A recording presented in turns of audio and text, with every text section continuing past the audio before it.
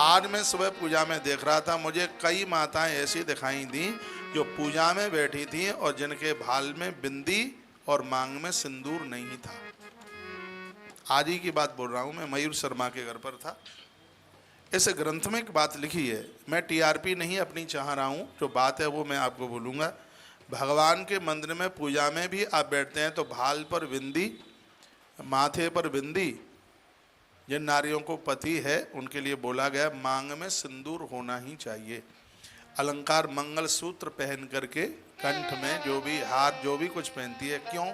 इसलिए पूजा करते समय जब उसका पति सामने चल के आता है तो इसमें वर्णन किया, अनलंकृत आत्मानम तबनो दर्शये किंचित।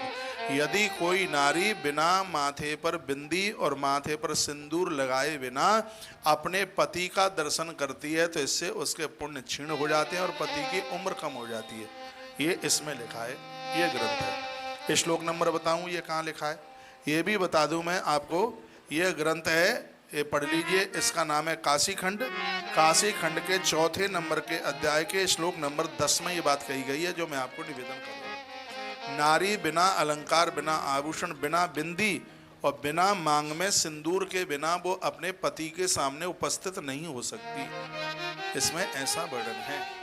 और प्राय तरह से बहुत % में देखा जाता है माताएं नहाना, मैं लीपा पोती की बात नहीं कर रहा हूँ, एक बिंदी और भाल में, वैसे भी आजकल तो डिजाइन वाला ही सिंदूर लगता है, थोड़ा सा इतना सा, फिर भी धन्यवाद है, कम से कम इतना लग तो रहा है। जितना लगा रहे हैं उतना ही लगा लीजिए।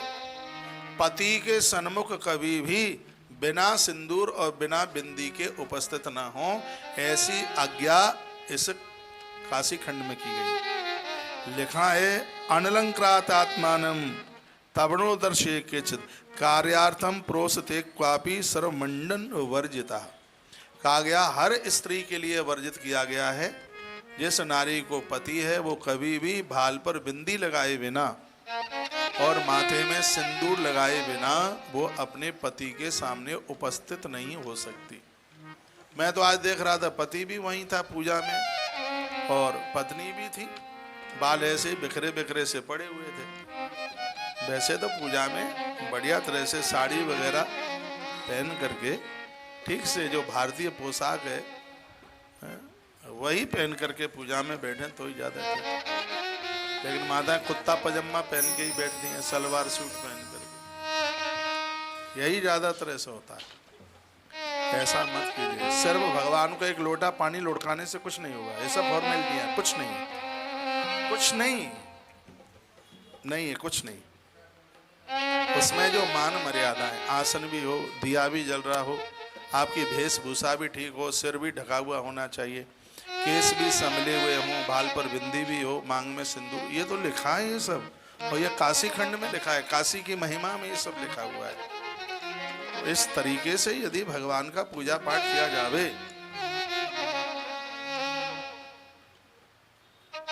तो निश्चित रूप से उसका फल मिलता है, उसका पुण्य मिलता है। कहा, हे देवी, तुम कभी भी अपने पति के आगे अलंकार के बिना नहीं आई। ऐसा देवताओं ने माता लोपामुद्रा को कहा।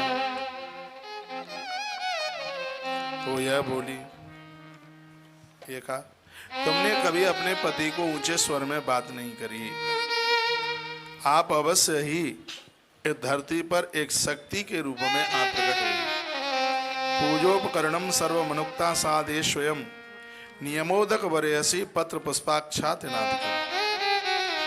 आपने हमेशा अपने पति को जमाने खिलाने के बाद ही आपने प्रसाद पाया। आपने व्रत वाले दिन कभी अन्न ग्रहण नहीं किया। ऐसी देवियां घर को स्वर्ग बना देती हैं। यहाँ मुझे माताओं की संख्या ज़्यादा दिखाई दे रही, नहीं तो मैं चैप्टर छोड़ ही देता। अब काशी महात्म्य में आप अपना घर को काशी कैसे बना सकते हैं? महात्मा अगस्त और माता लोपामुद्रा की चत्र से इस बात को कहा जा रहा है। क्या कहा जा रहा है? पूजोपकरणम सर्वमनुक्ता साधे स्वयं नियमोदक वरसी पत्र पुष्पाद शताधिकम्। आपके बिना, आप जैसी नारी के बिना घर की पूजा ही पूरी नहीं हो सकती। ये आपके कहे बिना, देखिए, कभी भी आपने अपने पति को इंतजार नहीं करने दिया पूजा के उपकरण यानी थाली कटोरों को धोने के लिए। स्त्री धर्मणी तरांतरम तु समुखम नैव दर्शयेत। एक नारी के लिए बहुत बड़ी बात कही गई है। ऋतु काल में जब तक 3 रातें न निकल जाएं तब तक वो अपने पति का मुख दर्शन न करे। कितना भी जरूरी काम हो, 3 रात, बल्कि 4 दिन 3 रात्रि। लिखा है स्वधर्मणी रात्रम तु समुखम नैव दर्शयेत स्ववाक्यम श्रावयन् नापि यावस्नाता न शुद्धति। 3 रात्रि निकलने के बाद तो नारी शुद्ध ही नहीं हो सकती।